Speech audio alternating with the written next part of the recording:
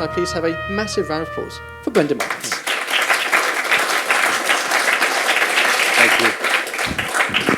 Thank you. Welcome everyone today. I'm very happy to be here at the National Army Museum. This is the first time I'm actually visiting this museum. I'm going to talk to you today about a subject that is very close to my heart. I've been thinking about and writing about military recruitment for the best part of 2 decades. I first took an interest in the subject when I was an undergraduate student in what seems like a lifetime ago, but was only 18 years ago. I'd come home one day from the library in the University of Sussex in the South Coast, and I switched on the TV in my student res, and I saw an advertisement for the British Army that looked to me like it was an ad for a Hollywood war film. For all I knew, Arnold Schwarzenegger might have been starring in this particular epic, but it wasn't him, needless to say. And it got me thinking about who'd produced this. And I thought at the time, and I confirmed soon after, that this wasn't produced by the Army. This was produced by a specialist agency that had been contracted by the Army to campaign and to recruit on its behalf. Now, that agency was J. Walter Thompson. It's a major American advertising agency with a branch office in London. And it, at that point, had the Army recruiting contract. This set in motion an interest in recruiting which I've never abandoned. For my PhD, I wrote about recruitment advertising from 1913 until 1963, a 50-year period that had all kinds of interesting developments within it, but was also marked on either end by 2 significant events that I'm going to discuss today. Once I finished my PhD, I decided that I would convert a lot of the chapters into journal articles. I mined it, I published it for what it was worth, and then I started to look backwards in time to look at the antecedents of recruitment promotion. And the talk that I'm going to deliver today explores, it gives you a whistle-top tour through the history of recruitment propaganda, beginning around about in the 1700s and ending with the modern digital communications that are used by armed forces today. So without further ado, let's get cracking. So before I discuss media, I just want to say, broadly speaking, there are 2 main ways in which you might find yourself in uniform as a man or a woman, or indeed as a child. The first is through conscription, through being compelled to serve, and that requires force of law, it requires legislation on the statute book. And the second is through volunteering. Now, most of my research considers voluntary recruitment because I'm interested in how persuasion is used to encourage people to serve rather than coercion. So I'm interested in the carrot rather than the stick, but there's an intersection between these 2 methods of enlistment, and you can see this played out in the history of the British Army during the National Service period, for instance. That would be the most recent example. Now, if we talk about conscription, most people will, there's a discrepancy here between what I'm seeing here and what's on there. If we talk about conscription, most people will think of the press gang, the Navy press gang. It was actually called the impress service, and it involved individuals touring towns, naval areas, ports, cities, places that had some kind of connection, geographical or otherwise, to the sea, and forcibly enlisting young men for naval service. The Army had an equivalent organization, but it wasn't housed within the Army. They used crimps. Now, crimps were civilian agents who are hired and paid by commission to forcibly enlist men for military service as soldiers. They were used widely during the Napoleonic Wars, and then less frequently after. I think the last form of conscription that I've encountered in the archives occurred around about the 1830s. Now, okay. Sorry, there is a real problem with these slides. They don't seem to be allowing me to move. There we go. The last conscripted service that I want to draw your attention to is posse comitatus, which is an ancient tradition. It's rooted in Anglo-Saxon military service, and it's an idea that you would enlist to serve within your own county, be compelled to serve only within the borders of that county. Now, if we look at voluntary service, there are another group of individuals employed by the military, both the Army and the Navy, and their role was to encourage, to persuade people to serve, rather than to compel them to serve. Now, in popular culture, they're known as recruiting sergeants, but in practice, most of the individuals who held this role weren't sergeants by rank. They were either privates or corporals, there were lieutenants involved, and for the 18th and 19th centuries, they were based within regiments. So a regiment would handle recruiting within its area, usually a county, and they would dispatch recruiting sergeants in parties to various parts of the area that they operated in to try to encourage people to serve.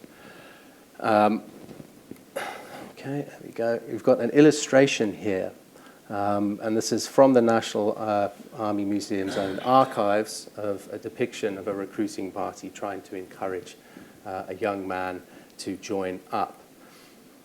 They secured their volunteers from taverns, from markets, from parks and other places, and they used a variety of strategies in doing so. It was known popularly at the time as taking the king's shilling.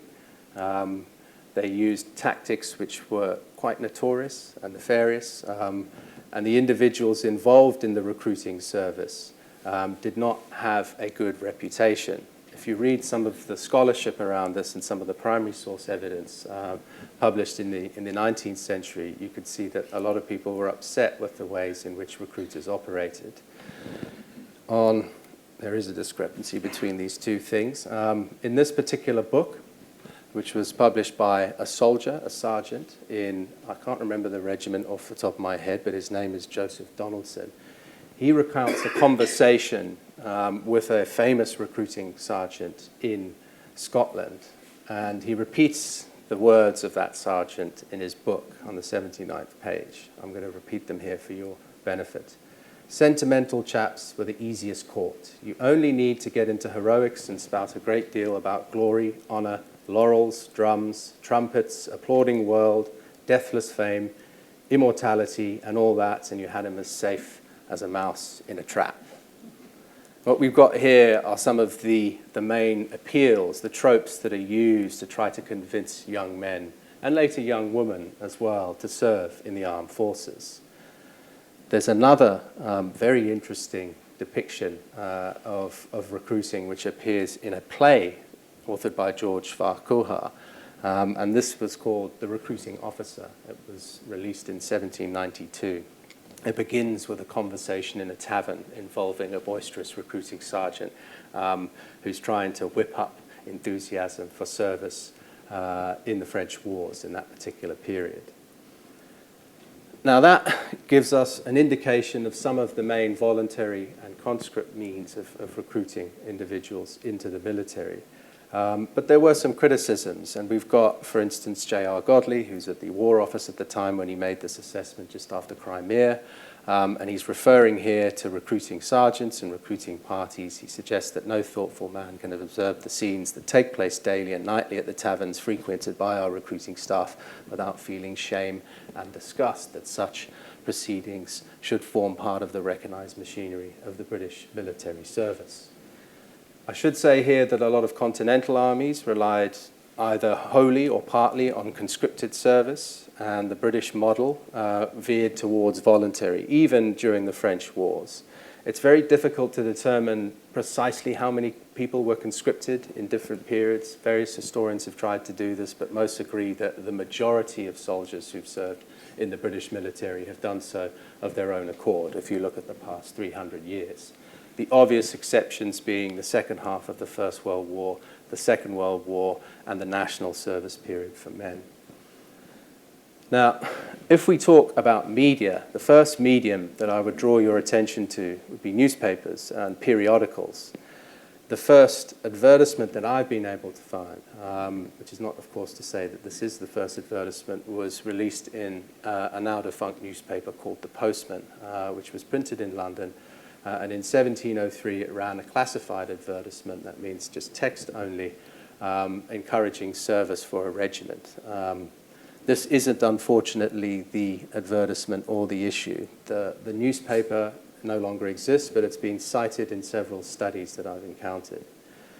Now, newspapers at this particular time were not true mass media. which is to say that their audiences were very small. They did not have a readership that extended across the whole of the United Kingdom. And the readership that they did have was not the typical reader that you would expect the army to recruit to the rank and file. They were literate, if they were reading newspapers, which is not to say that they couldn't be targeted through that media, through a conversation with someone who had read it.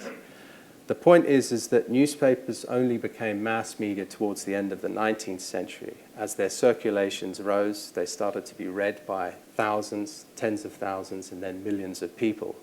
And once you have a medium that is read by millions of people, you have an ability to actually recruit through that medium without having a face-to-face conversation with them. The development of newspapers in recruiting marks a significant milestone in the history of recruiting. It's the point at which recruiting becomes mediatized, as opposed to a form of communication that's interpersonal, involving exchanges in taverns and pubs. It becomes something that is communicated in print media, subsequently in broadcast, now in digital. So that 1703 advertisement marks a definitive moment in time, and it also heralds a new way of communicating in recruiting. Media allows you to transcend space and time. So if you are a recruiter, you can reach people on the other side of the country without ever seeing them or speaking to them. If you are restricted to face-to-face interactions, you have to visit people in person. So essentially what happened with the development of media is the ramping up of scale of recruiting and the ability for recruiters to communicate in different ways to different people using different media. Posters, and you've got two great examples, again, from the National Army Museum's own online collections. These were printed by commercial contractors. So at a regimental level, recruiting parties would contact local printers that were based in their areas, and these printers, their primary role was to actually produce posters and leaflets for businesses, for retail concerns, for manufacturers. But they started to work for the military from the late 18th century onwards. And they worked at a local level, at a regimental level, for many years. Recruiters would hire them to print a certain number of posters, and those same recruiters would then display the posters in prominent places in the local areas in which they were based. They would hand out the leaflets to passers-by, and they would use the media to compound the effects of the promotion that they tried to get across. Now, the example on the right here is from 1779, and it's a fantastic early illustration. Most of the content that you see in archives from this period is text only, like the example on the left, my left. The example on the right gives you a very good illustration of how service was sold in this particular period. It makes reference to glory, defense of the king and country, and the treacherous French and Spanish as well, who are identified explicitly in the image, being hacked down by a dragoon carrying what I think is a saber. At the bottom, this is an appeal. At the bottom, there's a reference to being handsomely clothed, completely accoutered, mounted on noble hunters, and treated with kindness and generosity. For those of you who know much about military history, particularly if you've ever read a diary of a veteran, and they talk about their initial experiences and subsequent experiences, you'll know that this is a little bit rich. In fact, the history of recruitment promotion is full of these exaggerations. What's really interesting, and one of the things that I do, is I try to see if they've changed over time, and the research that I've done has suggested that actually they haven't. What changes is the media. So today we don't see posters, but we see a similar idea communicated in digital media, on Facebook or on Instagram. The appeal is the same, but the means of expressing it is different, and that's the kind of root of the research that I do. Perhaps the best and the most flowery and certainly the most lyrically eloquent form of recruitment promotion I've encountered is cited in Gary Messenger's excellent study on the history of propaganda in the First World War. I won't read all of this out, but I'll give you a sense. You will be mounted on the finest horses in the world with superb clothing and the richest accoutrements. Your pay and privileges are equal to 2 guineas a week. You are everywhere respected. Your society is courted. You are admired by the fair, which, together with the chance of getting switched to a buxom widow or brushing with a rich heiress, renders the situation truly desirable. Again, if you know anything about the military period, the history of this particular period, and the British Army's role in Europe and elsewhere, you'll know that this is a bit of an exaggeration, to put it mildly. If we move forward to the 20th century, I promised you a reference to 1913. And for me, this is a significant date for several reasons, but the most important of which was a chance meeting between the then Secretary of State for War, Colonel John Seeley, who's known to posterity for his role in the Curragh Mutiny. He met a commercial publicist called Hedley Labar on a Surrey golf course one afternoon. And Labar was an old soldier who'd made a very successful career out of marketing books. And Seeley asked Labar how he would make up his shortfall in recruits. He needed 10,000 recruits for the army, and they couldn't recruit them. Labar advised Seeley to run an advertising campaign, and in particular to emulate exactly what he did when marketing books. He did this by putting coupon adverts in newspapers. You no longer really see them, but this was a very popular form of promotion in the early 20th century. You could tear out the coupon and you could write your name and you would send off to a post-free to an address, and you would get a book in response. But you would also get visited by a salesperson to sell you other books. And it was using that information that Labar built up a database of readers in the UK. The army used exactly the same methods to sell service. So they offered a 32-page booklet to anyone who was interested. They run national advertising campaigns in the national press. The Daily Mail had a front-page spread. It was the first front-page spread in the history of British advertising in a national newspaper. But they also had a film, a feature-length film, which was over an hour long, and that was premiered in the Palace Theatre in London, in this city, in early January 1914. They had a series of events, public events and spectacles, and they also had some other kind of ancillary promotional work as well. Now, it cost £4,000, this endeavour, which doesn't sound like much, but if we adjust it for inflation, it's around about £380,000, which you would think is a significant outlay. But as I'm going to note later on, this is small change compared to what the military now devotes every year on recruitment. But this was an experimental endeavour. It was a campaign that was designed to show the military in a different light. And it was, by all accounts, quite successful. I haven't been able to find a confirmed figure of how many individuals joined up after the campaign was launched, but it's definitely over 5,000. So they at least reached 50% of their targets. Now, no discussion of recruitment advertising would be complete without a reference to war posters, and in particular the posters that most of you have seen at some point or another in time. The ones that are most famous are Kitchener Wants You, a picture of Alfred Kitchener with his hand pointed directly at the viewer, and also Savile Lumley's Daddy, What Did You Do in the Great War? Both of these posters were produced and printed by an organisation called the Parliamentary Recruiting Committee, which was a cross-party, partly political, partly public venture that was set up in Britain in the early stages of the First World War. It used Labar's campaign as a precedent, so it used similar methods. It used posters, it used films, it used integrated media communication to sell service. But it was responsible for the largest campaign. I apologize for the way in which this has been spread across. I developed these these slides on Windows, and this is a Mac Airbook. So if you can't read it, just let me know.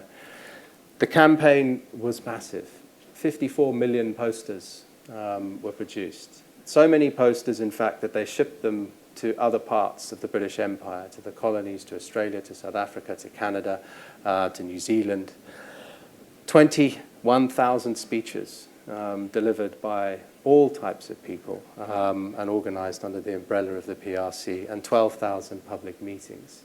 They did some other things as well, which are really quite interesting. In several major towns, they set up what were called recruiting clocks, and these were essentially gauges that counted how many individuals, how many men had served in these towns.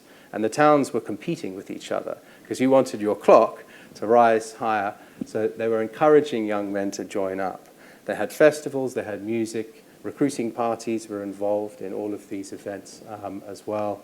And they produced over 160 posters in quantities of millions as well. Now, I've mentioned men. I have not yet mentioned women. And women have served either officially or unofficially in the British Army for centuries. They've been involved in camps going back to the 1700s. They had their own services as well, which were set up, dedicated services during the First World War. They were wound down after the end of the First World War, but then they were revived in the run-up to the Second World War. The Army had the Auxiliary Territorial Service, and women were encouraged to serve in it, because unlike men, when 1939 struck and war happened, they weren't immediately conscripted. When they were, it was only unmarried women from the age of 20 to 30 who were compelled to serve. So throughout the Second World War, the ATS recruited. It used posters. You can notice the change in the quality of the design, the more subtle kind of imagery. You could definitely make a point here about artistic changes influencing the way in which women are encouraged to serve. What I would like to draw attention to is the comparisons that you can make between how men are encouraged to serve and how women are. I think when you look at advertising for men, it emphasizes scenes of battle, camaraderie, adventure, and a lot of advertising for women in this early period was quite domesticated. It emphasized contrasting scenes which weren't associated directly with battle.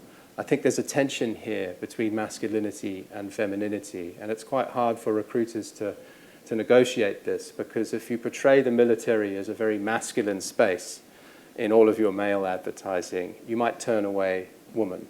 But if you portray it as a very feminine space, you might turn away men. And in practice, what recruiters have done for the two branches of service as they existed until 1992 is produce different types of advertising.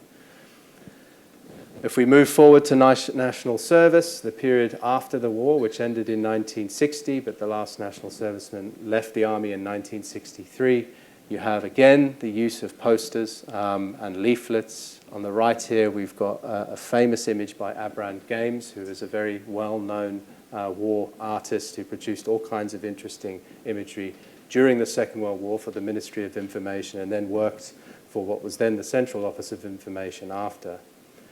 Now, national service did not lead to an end in voluntary recruitment for men. Even though men from the ages of 18 to 21 were obligated to serve, not all of them did, but they were liable for service, you could also volunteer. And you could volunteer before you reached the age of 17 and a half, which was the initial cutoff point to start national service. You could join up as a boy recruit, a boy seaman in the Navy. You could join up as an apprentice in the Army and in the Royal Air Force. So there was a spate of recruiting of minors during the Attlee governments. The great reformist Attlee governments actually placed a great deal of stock in recruiting children into their military, and they started from the age of 15 and a half until 17 and a half. The children who enlisted voluntarily during this period were compelled to serve for a longer period of time than national servicemen. So they got better pay, they got a better ride, as it were, through the military, but they were compelled to serve for longer. I've written about that in my book, and the references will be included at the end if you're interested in finding out more. In terms of the appeals, we've got the usual emphasis on camaraderie and adventure, but what happens in the post-war period is the BBC starts to become intimately involved in selling recruitment. And if you read the files in the National Archives, you'll find that there are repeated references to the BBC seeding its programs with recruiting messages. What that meant is that they would make repeated references to the value of service in news broadcasts, in topical conversations, in current affairs. They also created entire programs whose primary purpose was to encourage recruitment. A good example would be Forces Chance, which was a panel show involving servicemen, national servicemen, and then subsequently after that all volunteers, based in different parts around the world, competing with each other in a TV competition. It was designed partly to promote the military, but also mainly to promote recruitment. Now, if we look at women again, a new organization which replaced the ATS was formed in 1949. It was called the Women's Royal Army Corps. It served in multiple operations right up until 1992, when it was merged with the British Army and the male and female forces were combined. Now, its size and importance increased in significance after 1960, when national service ended. Essentially, the government wanted to try to replace a lot of the outgoing conscripted men with a certain number of women. So they increased recruiting efforts for the RAC. They tried to redeploy elements of it so that it would benefit the British Army. They used posters, including ones that you can see here. Photography becomes a key element in recruiting media of this particular period. You can do more with photography than you can with an illustration in some senses, but it's also limiting in another. And one of the things that I'm really interested about this period is the way in which recruiting messages dovetails with second wave feminism. So in the late 1960s, that's when second wave feminism emerged on the scene, as it were, and this was also the period where the military was most actively recruiting women in this particular part of the 20th century. They used discourse of female empowerment. They used notions of individuality, of freedom. They encouraged women to join up so that they could escape domestic drudgery, their own lives. Whether they had that experience, of course, is another matter. And one of the things that I do in my research is I compare the appeals, as we see them on the screen, with the lived experiences of people who actually served, to get a sense of what it was actually like to serve vis-a-vis the mythology that you see in recruitment advertising. By the 1960s, the UK Army pioneered. It was the first in the world to fund television commercials. And this surprised me when I found this out, because I assumed that the American Army would have invested extensively in this, but America didn't actually produce its own commercials until the tail end of the Vietnam War, so in the early 1970s.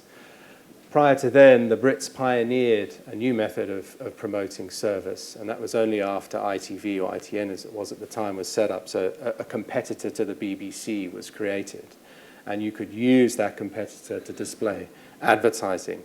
Now, unfortunately, I can't show you the advertisement that's appeared here because of technical reasons, but if you go onto the History of Advertising Trust, you can find the advertisements, early ads for soldiers in the rank and file.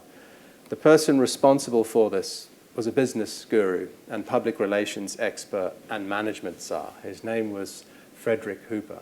Now, he was appointed by the government to oversee, assess, and make recommendations on ways of improving recruitment for the army at the time. This is at the period of the end of national service. And similar to Hedley Labar, he suggested using commercial methods of persuasion to try to encourage young men to join up. The medium of the time, the one that was most popular amongst young people, was television. So he managed to convince the War Office to invest a lot of money into producing television commercials. And they produced a whole suite of commercials from 1960 until 1963. They recruited incredibly well, and that offset the reduction of conscripts that were leaving the army in that particular period. But then a recruiting crisis occurred in the mid-1960s, and they had to return to television after.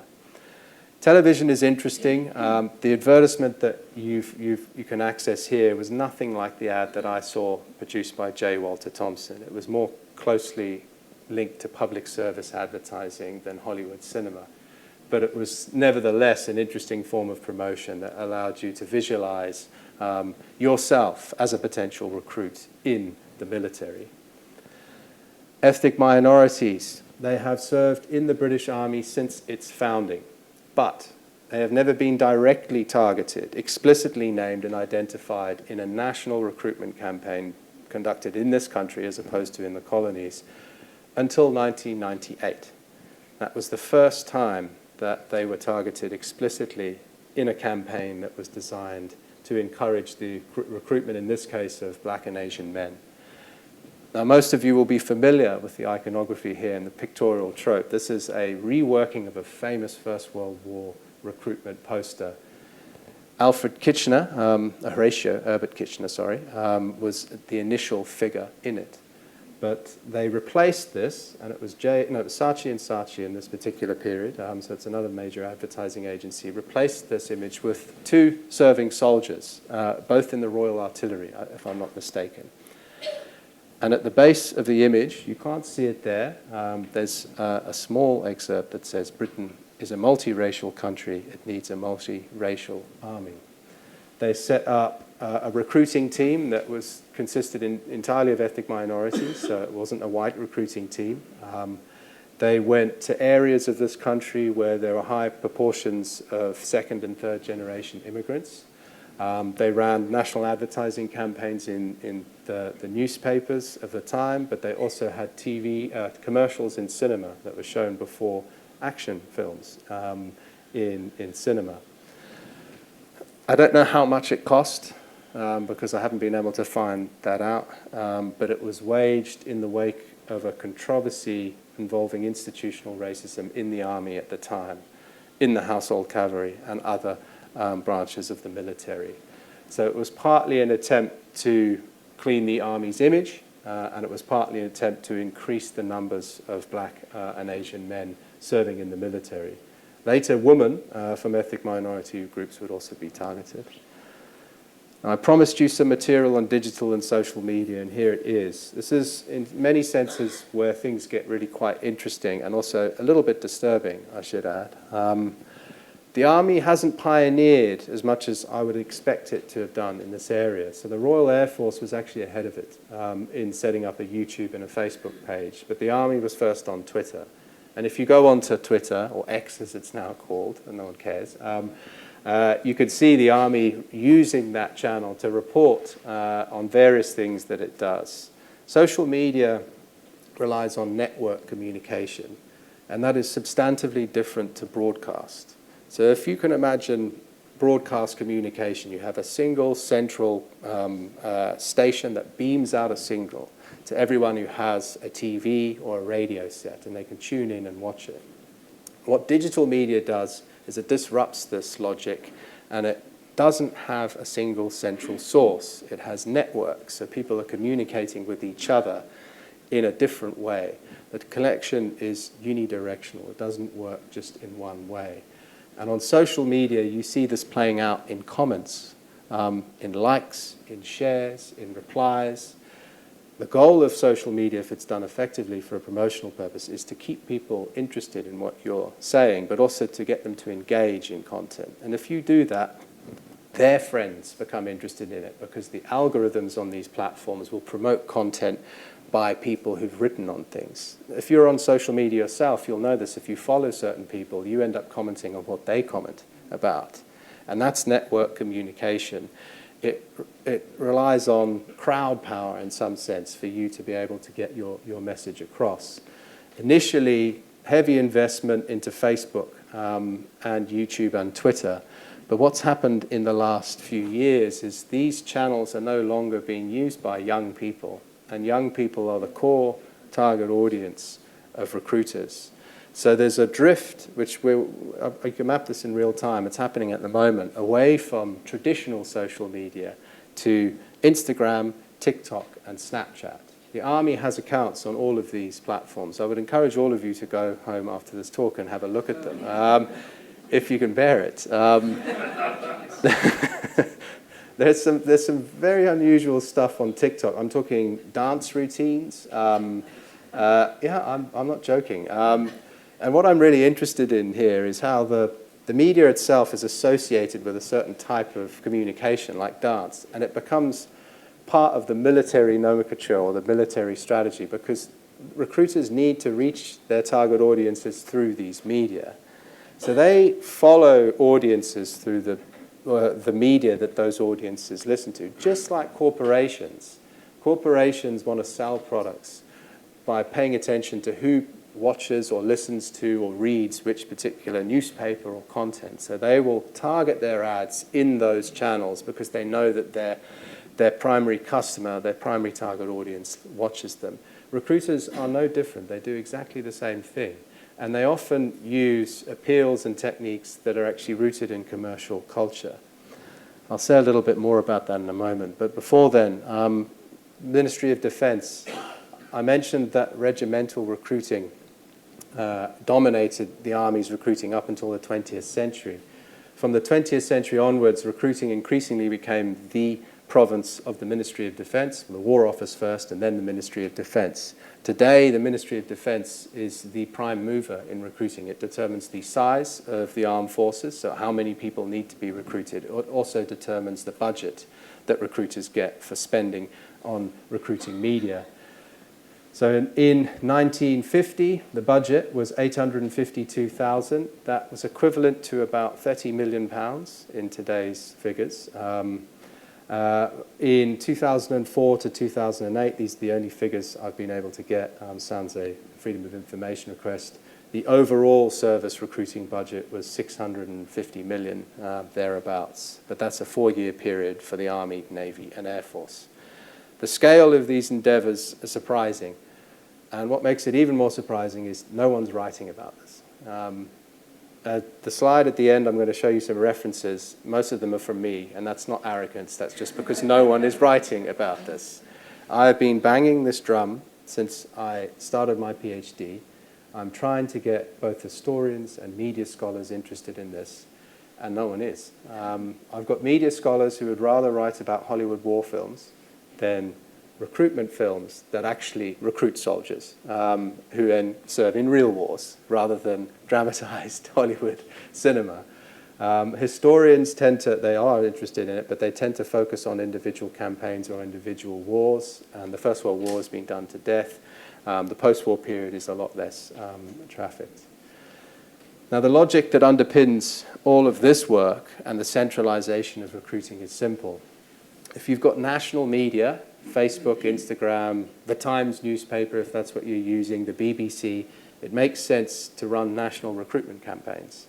So a regiment can't do that. They don't have the resources. But also, if they recruit primarily in one area, it wouldn't make sense to use national recruiting. The MOD has taken over recruiting. It organizes these campaigns. And there are people within it, in advertising and public relations departments, who plan them and run them. But they also work with external entities as well. The Army has its own infrastructure. For those of you who've served, you'll know that it has its own communication systems which it uses on operations. What is less well known is that they've overhauled their own website, their public-facing website, in the past 10 years. They hired Capita, that wonderful firm, known for all of its successes. And it was given, I'm not joking, 495 million to develop a website. And it overran. So it ended up being paid 677 million. Now, Capita has no experience in web development, so what it did is it outsourced the website to another company. These deals, as far as I'm concerned, the most flagrant example of corruption, robbing the military of resources that it doesn't have, and where's the money going to the people who serve, as opposed to the people who develop this website. Now, if you go online and you look at the Army's website today, that is the website that Capita developed. It owns the copyright to it, and the Army is forced to pay a fee to maintain that website. But also, Capita owns all of the content on it. So the intellectual, the IP, is actually owned by a private company, even though we're advertising service for the British Army. It introduced what it thought was a good idea, which was to shut down all local recruiting depots in this country and replace them with a website. It was an absolute disaster because no one who wanted to serve had face-to-face contact with a serving soldier who could actually talk to them about what it's like to serve. They had a website, they had a phone number, and a call center. Capita set up a call center to run this. It was a complete disaster. They were forced to track back. They reopened half of the recruiting depots. They met their targets in a 10-year period once. And the only reason they met their targets is because COVID hit and people lost jobs. but they of course claimed, and in the slide here, they make a big deal about their successes. I know the history of this contract. It's been examined by the Public Counts Committee in the House of Parliament. It's been absolutely destroyed. There's some interesting ethical points that we could make here about outsourcing and the role of private enterprise and how that intersects with recruiting. I'll save those for the end. Before I finish quickly, I'm just going to say a little bit about public relations and advertising. Public relations is different to advertising, and I can tell you why. It's a simple point. If you advertise, you pay for someone to include your message in their media. So if you're using a newspaper, you want to display advertising, you have to contact the Times newspaper, their advertising manager, and say, I would like to run this ad on your front page. They'll tell you it costs you a lot of money because it's the front page. So you pay a fee that's related to the size of the ad and also where it's placed. Public relations does not entail paying for content. It entails you trying to earn it by getting journalists to write about what you want them to write about. So you feed them story ideas. You invite them to your new facility. You show them the latest tank that the British Army has developed. And in so doing, they write about this as a form of news. Public relations is a very important way in which recruitment is sold. If ever you see an item on the news that covers recruiting, you can guarantee that a recruiter in the Ministry of Defence, or maybe at a regimental level, has been involved in arranging that story, and in the process in using news as a way of advertising service. So the Army has regional press offices, it has national press offices, and they use news in this way to advertise service. There we go. We've got one last form of expertise, and that's commercial advertising agencies. At the moment, Accenture, which was formerly known as Karmarama, which was a London-based advertising agency, has the contract for the Army. They have had it since 2016, and they ran the first recruitment campaign that explicitly targeted gay and transsexual recruits in 2018. That campaign was based around a theme called This Is Belonging. You may have seen this in some of the promotion if you've encountered an advertisement over the last 4 or 5 years. It generated some criticism and it also generated praise. I'm not going to comment on that, but I'm going to offer some reflections, and I can reach the end now of this talk, thankfully for all of you. There's 4 points that I'd like to make when it comes to developing reflections of recruiting. The first is in many senses the most obvious, and that's that recruiting has become mediatized, so recruiting sergeants are seen less and less. You do see them at public events, at sporting events, but their role has been replaced essentially by advertising, by mediated content, and today by social media. There's some really disturbing developments that are occurring at the moment, algorithms and bots. The Army and other forces around the world, all forces are doing this, are monitoring how people interact with social media. And they're using the same systems of data gathering and scraping as companies use, the same software techniques that Cambridge Analytica used, incidentally, to swing the Brexit vote in one direction and also to swing the American presidential election. So they're accumulating data on potential recruits, and they're using that to sell service to them. There are some ethical concerns here that haven't been really discussed, because we're talking about minors in most cases, and their rights are not kind of recognized, at least from a regulatory standpoint. The next point is that, I mentioned this earlier, if you look at the history of recruitment advertising, you've got a history of media, but in particular you've got a history of young people's media. So in the early 20th century, print dominated because lots of young people were reading newspapers. In the mid-20th century, radio and television dominated because lots of young people were watching TV and listening to radio. Today, it's digital media because they're watching digital media. If you want to predict which direction recruiting is going, all you need to do is pay attention to what young people are doing. They determine where recruiting advertising appears. It's not the other way around. So you have this interesting dynamic where young people are essentially dragging recruiters in directions that they don't necessarily want to go, including TikTok. And that's why you see absurd spectacles like, uniformed soldiers dancing on TikTok. They don't want to do that, but they know that they have to do it if they want to reach their primary target audience. So they're being dragged by young people, and that's something that you can map across time and space. The last point that I'm going to make concerns, so there's a bit of a delay here, whether or not these appeals actually prepare young people for service. And for me, from an idealistic and a moral point of view, I think advertising doesn't have to necessarily be effective, but what it should do in the case of recruiting is prepare a recruit for what's coming their way. And if it misrepresents service to such a degree that they are deluded about what they're getting into, then that doesn't serve them. And more importantly, it doesn't serve the Army, because the Army gets recruits who are frankly not equipped to deal with the rigors of basic training, and they drop out. And this is exactly what has happened over the last 20 or 30 years. The military has got very good and effective at selling an idea, an image of military service that convinces young people that they should serve. But when they get thrown into the cauldron and they actually have to train, they realize that what they've signed up for is something different. In other words, it's not a Hollywood film, it's real life.